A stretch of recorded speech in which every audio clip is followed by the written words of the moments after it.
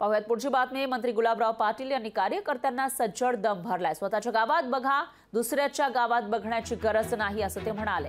एका गावात विचारायचं आणि दुसऱ्या गावात लफडं करायचं हे धंदे कार्यकर्त्यांचे नाहीत असंही गुलाबराव पाटलांनी म्हटलंय। स्थानिक नेत्यांबद्दलही गैरसमज निर्माण होत असल्याची खंत त्यांनी बोलून दाखवली।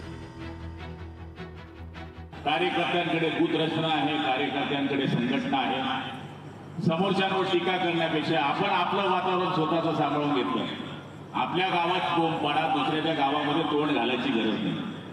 विनाकारण 40 गावची विचारायचं, पाचोऱ्यामध्ये लफडा करायचा हे धंदे कार्यकर्त्याचे नसतात। आणि तुम्ही यांचं नुकसान केलं तर तुमची किंमत काय राहणार आहे बाजारामध्ये मला सांगण्याची गरज नाही।